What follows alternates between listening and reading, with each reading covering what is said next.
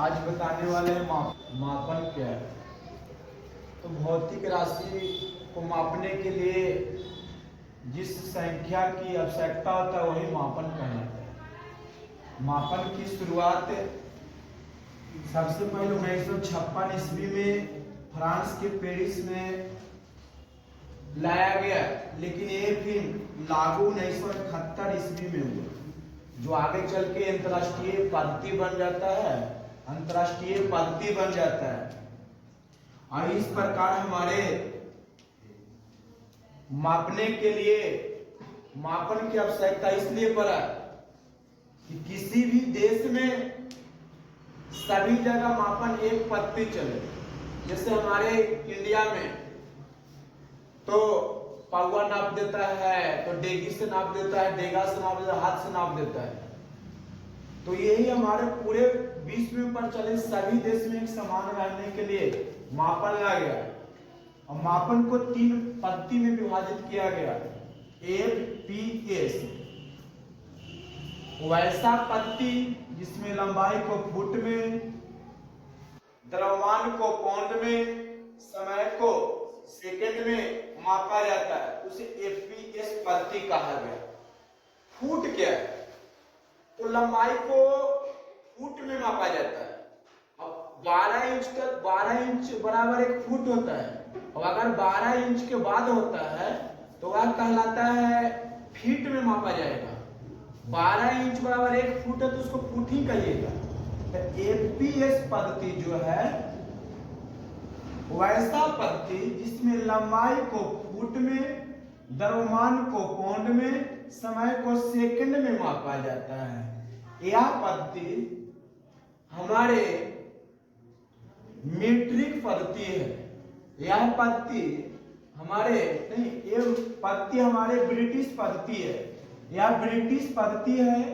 इसे ग्रेगोरियन पद्धति भी कहा जाता है, सीजीएस पद्धति। यह भी मापने का एक पद्धति है जिसमें लंबाई को सेंटीमीटर में, द्रव्यमान को ग्राम में, समय को सेकंड में मापा जाता है। यह मीट्रिक पद्धति है। MKS पद्धति वैसा पद्धति जिसमें लंबाई को मीटर में, द्रव्यमान को केजी में, समय को सेकंड में मापा जाता है, वह MKS पद्धति है। तीनों पद्धति में समय को सेकंड में ही मापा गया। तीनों पद्धति में समय को सेकंड में ही मापा गया और फिर आगे चल के इस मापन के लिए भौतिक राशियों को 2 भागों में बांटा गया, आधारी राशियां और व्युत्पन्न राशियां। आधारी राशियां और व्युत्पन्न राशियां।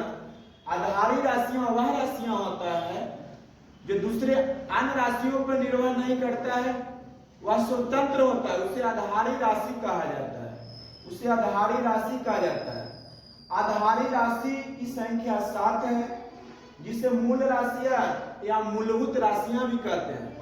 आधारी राशि की संख्या 7 है, जिसे मूलभूत राशियां या आधारी राशि या मूल राशि कहते हैं। और यह सातों के सातों राशि अदिश राशि होता है, क्योंकि इनमें सिर्फ परिमाण है, दिशा नहीं होता है, इसलिए सातों के सातों राशि अदिश राशि है।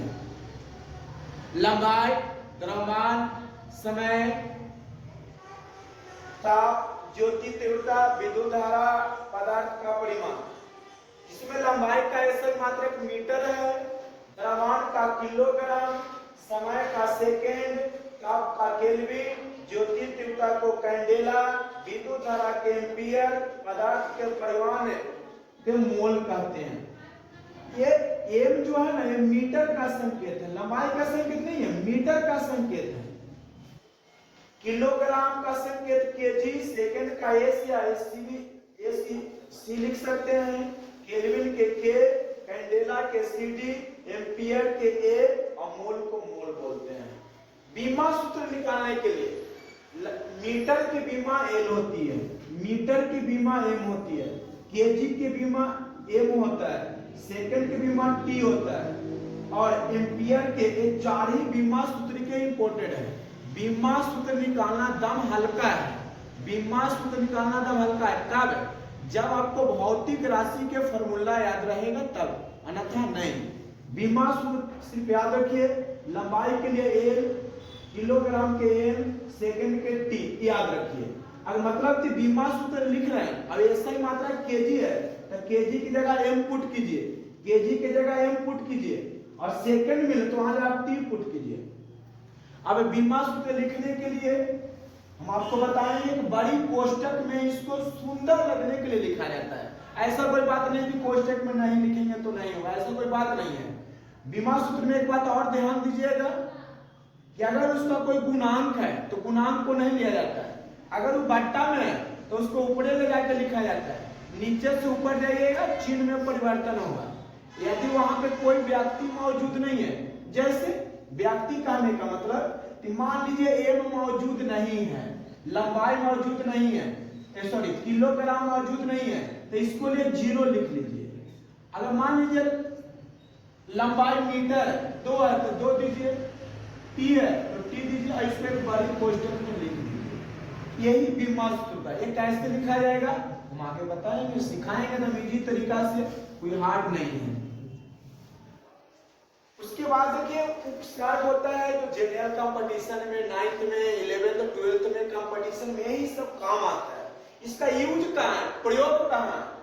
तो जब न्यूमेरिकल बनाइएगा तो एक रूप से दूसरे रूप में बदलना। तो उपसर्ग होता है देसी मतलब 10 के पावर -1, सेंटी मतलब 10 के पावर -2 मीटर, मिली बराबर 10 के पावर -3, माइक्रो बराबर 10 के पावर 6, माइक्रो बराबर 10 के पावर 6, नैनो बराबर 10 के पावर -9, पिको बराबर 10 के पावर 12, फार्मी बराबर 10 के 15। ये सभी मीटर में होते हैं। इसमें और कूलाम में भी हो सकते हैं, अब जिसमें बदल जाएगा उसमें बदल सकता है। इसी प्रकार पॉजिटिव वाला डेका मतलब 10, हेक्टो मतलब 2, किलो मतलब 3, मेगा बराबर 6, गीगा बराबर 9, टेरा बराबर 12, पेंटा 15, 118। पूरा याद रखिए, देसी -1, सेंटी 10 के पावर -2, मिली 10 के पावर 3, माइक्रो 10 के पावर -6, नैनो 10 के पावर 9, नैनो पिको 10 के पावर -12, फार्मी 10 के पावर -15। 1 एंगस्ट्रम बराबर 10 के पावर -10 मीटर होता है।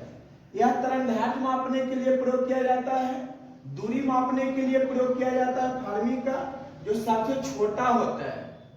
बाकी हम आगे बताएंगे इसको बदलने के लिए कि कैसे बदला जाएगा।